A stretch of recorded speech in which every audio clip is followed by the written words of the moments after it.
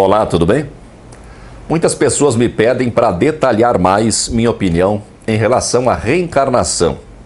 Querem saber o que eu penso hoje em relação à reencarnação. E o que eu penso é que a reencarnação é apenas uma possibilidade. Em primeiro lugar, nós não temos certeza de que a vida continua depois da morte. Certeza nós não temos. Se a vida continua depois da morte, nós não sabemos se isso vale para todos ou se vale só para alguns. Como é que nós vamos ter certeza que existe lei que engloba todos? Pode ser que seja para alguns ou não, né? Enfim. Se só alguns sobrevivem à morte, nós não sabemos se isso é um processo aleatório ou se existem algumas determinadas condições, né, que devem ser seguidas para que nós consigamos sobreviver à morte. Então, se depois de tudo isso, né, depois de todas essas condições, se nós sobrevivemos, não sabemos que tipo de vida teremos e que grau de consciência ou que espécie de consciência teremos. Eu já tive experiências com estados alternativos de consciência que me sugerem que, se eu sobreviver à morte do corpo físico, pode ser que a minha noção de individualidade mude completamente. Não podemos esquecer que o que nos dá a noção de individualidade, o que nos identifica como seres únicos, são as nossas memórias. É o nosso conjunto de memórias amealhadas ao longo da existência que nos identifica como indivíduos com particularidades inconfundíveis.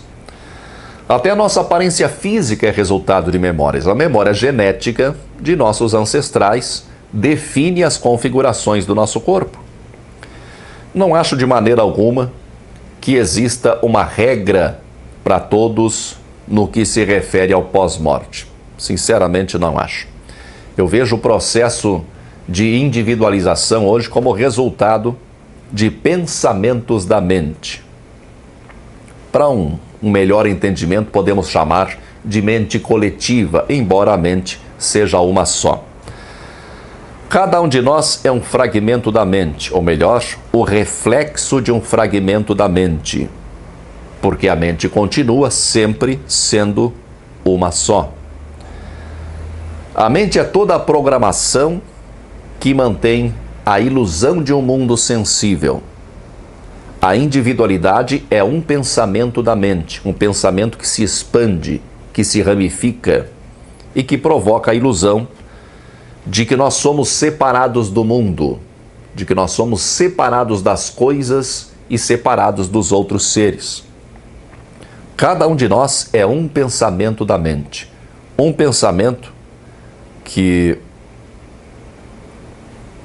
pelo fator tempo e espaço, nós acabamos julgando ele como longo e complexo, né? Se a nossa vida for longa e complexa, mas que no final das contas, se tivermos a possibilidade de manter algum grau de lucidez nos instantes que antecedem a morte, nós perceberemos claramente que a nossa aparentemente longa vida de algumas décadas foi apenas um instante, um miserável instante, ou um riquíssimo instante, né?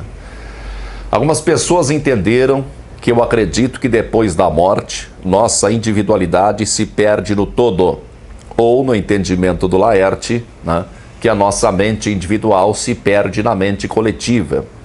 Isso também é apenas uma possibilidade. Nós temos que reconhecer que sabemos muito pouco e que certamente há possibilidades que sequer imaginamos. Tem tanta coisa nova. Quando pensei que já sabia alguma coisa, comecei a descobrir tantas coisas novas, percebi que não sabia nada. Imagina quanto ainda tem para conhecer, né?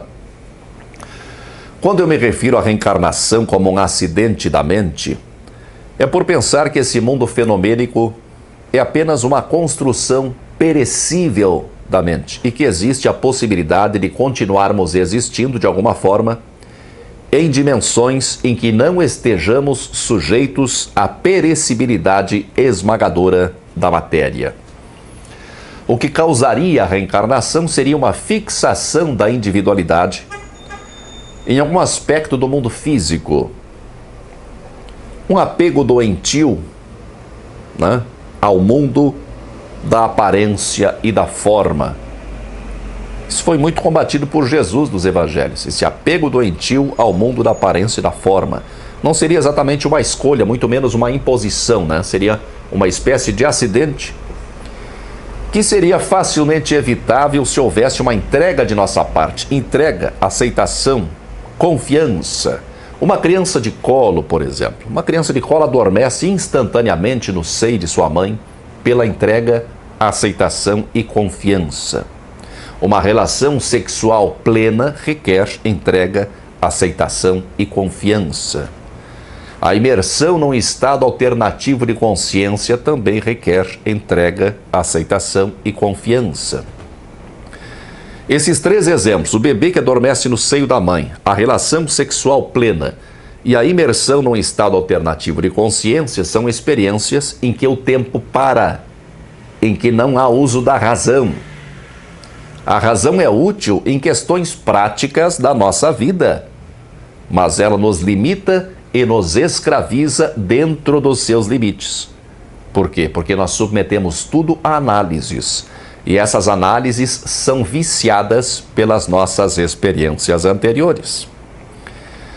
Mas eu já me referi à reencarnação como um acidente da mente em vídeos anteriores, né? De maneira equivocada. Por quê? Porque o termo reencarnação requer a noção de um processo contínuo. Como eu não acredito mais nesse processo contínuo, melhor seria falar em encarnação e não em reencarnação. Os antigos gnósticos, ali do século, mais ou menos do século II ao século IV, eles viam esse mundo como uma espécie de catástrofe cósmica. Claro que eles não explicam o que teria ocasionado isso, e é compreensível que não explique. Em vídeos anteriores eu fiz várias referências, na outra fase de gravação de vídeos, fiz várias referências ao Eu Sou, e cheguei a lembrar que essa é a forma como Deus se apresenta a Moisés, lá no Gênesis. O Eu Sou é a noção primordial de consciência, de se perceber que existe. O Eu Sou se manifesta através da mente, mas eu não posso afirmar que a mente é criação do Eu Sou. Isso está além do meu entendimento. O que eu posso dizer é que o Eu Sou é a testemunha, o observador externo, uma noção que deu origem àquela imagem iniciática muito conhecida do olho que tudo vê. Eu já tive experiências em que o observador externo se deslocou da mente e apenas observava o que estava acontecendo, sem influenciar, sem ser influenciado. Uma coisa magnífica. Assim eu percebi claramente que os conceitos de bem e mal são indiferentes ao Eu Sou.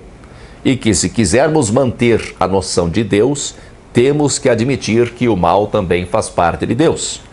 Tanto o mal como a encarnação, que nos faz conceber o mal, eu as vejo como acidentes da mente.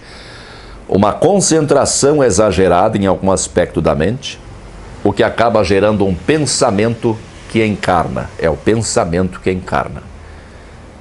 Um exemplo muito pequeno, quase pífio, mas é como se uma floresta, em algum momento, observasse uma folha de uma de suas árvores, uma folha voando, levada pelo vento, e concentrasse sua atenção na folha.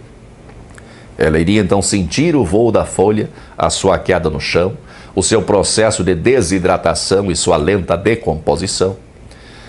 E enquanto durasse esse processo, a folha não perceberia que é parte integrante da floresta. Tentar explicar mais do que isso, nesse momento, está além da minha capacidade. Faltam palavras para explicar o que está além do intelecto. Muita força e paz para você.